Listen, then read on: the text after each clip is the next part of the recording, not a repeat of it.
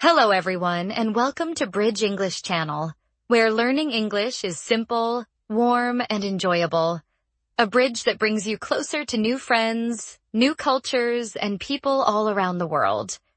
I'm Catherine. Hello, Catherine. And hello to all our wonderful listeners. It's really nice to be here with you once more today. It really is. Every time we sit down to record, I feel happy. I feel like we're all in the same moment, just talking, learning, and laughing together. Yes, it feels comfortable, like a friendly place where people can learn English in a relaxed way. Exactly. I love that people from all over the world listen to us. It makes this podcast feel real and full of life. That's so true. And Catherine, how are you today? I'm doing well, thank you. I'm really happy we're here together today. Me too. It feels like a good moment to talk and just be together.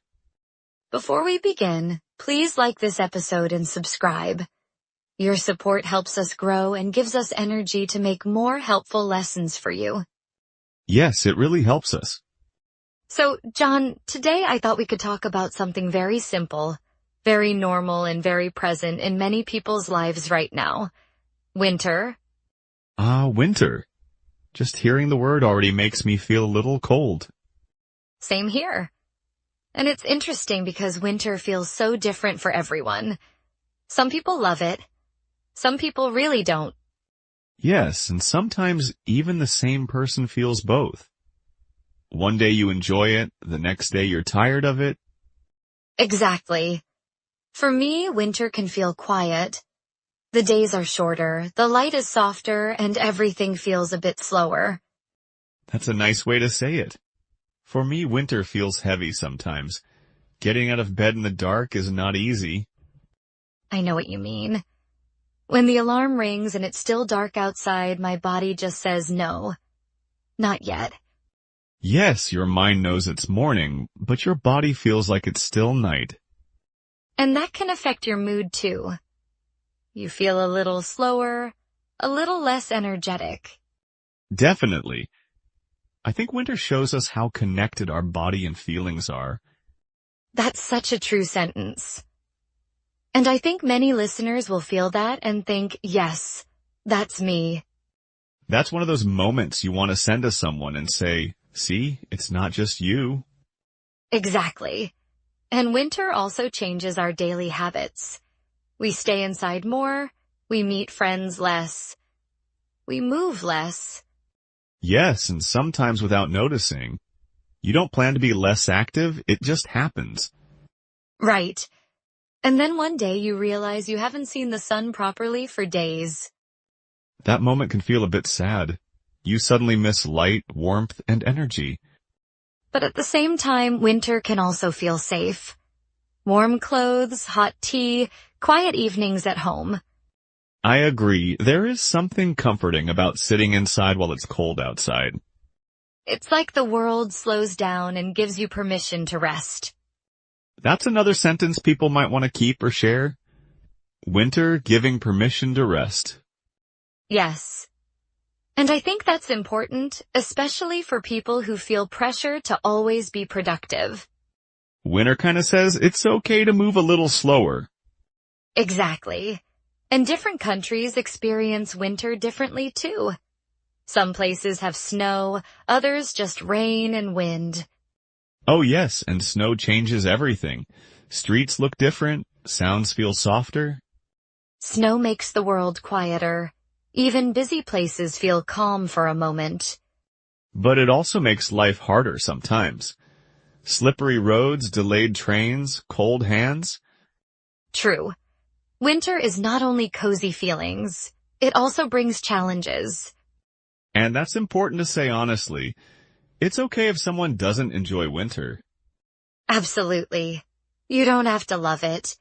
You can accept it without enjoying every part. That acceptance can make winter easier. Fighting it all the time is exhausting. Yes. When you stop saying, I hate this season, and start saying, okay, this is winter, something changes inside. It feels lighter, even if the weather is dark. And for people learning English, winter is also full of small words and phrases they hear everywhere. Like cold, freezing, dark, cozy, warm, quiet. And instead of memorizing them, you just live them. You feel them. That's the best way to learn, through real-life moments. Exactly. And winter gives us many of those moments, both good and difficult. And maybe that's why winter conversations feel deeper sometimes. I agree. People talk more about feelings in winter. Because when the world slows down, feelings become louder. That sentence is another one to save or send to someone. Yes, it really is. So today, as we talk about winter, we're not trying to explain it, just to sit with it together.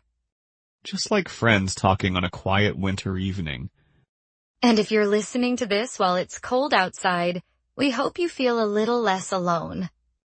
And a little more understood. You know, John, something else about winter is how it changes time. Days feel longer and shorter at the same time. Yes, shorter because of the light, but longer because evenings stretch on forever. Exactly. You look at the clock and think, is it really only 6? And sometimes that makes you feel tired earlier, even if you didn't do much. That's so true. Winter tiredness feels different.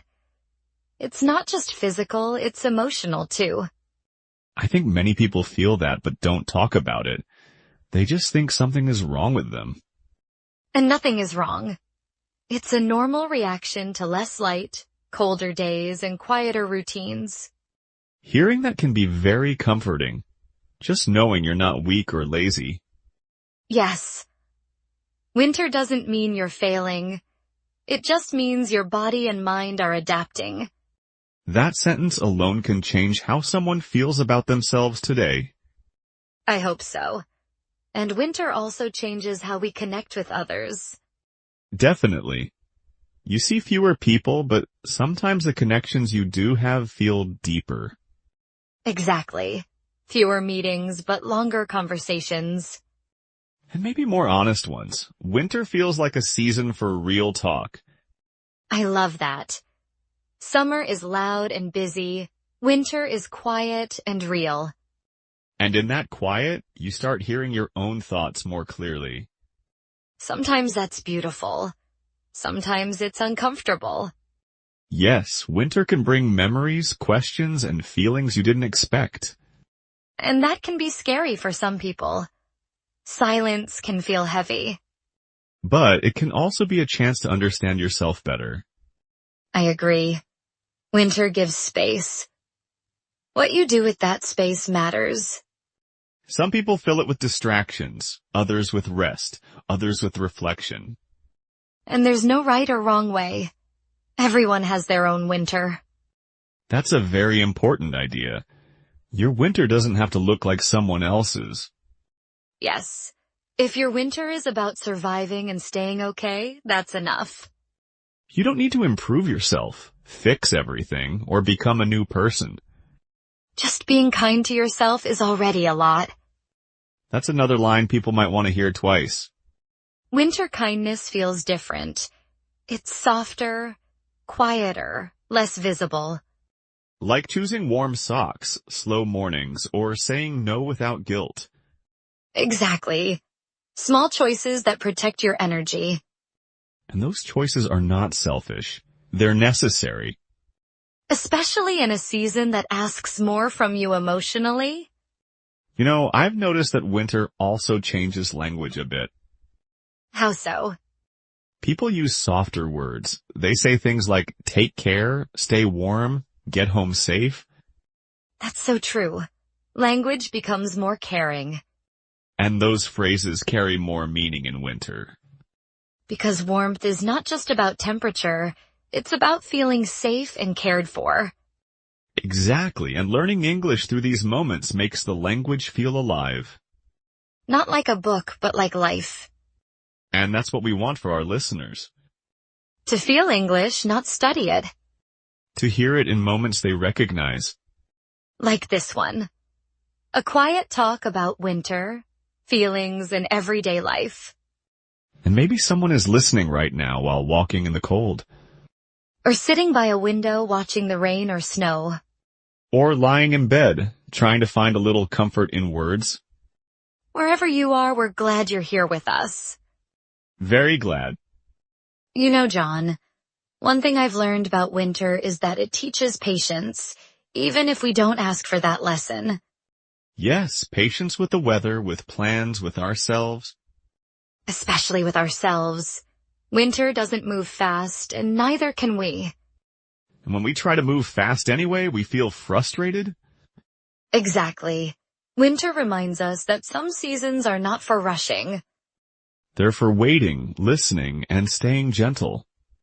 I like that word, gentle. Winter needs gentleness.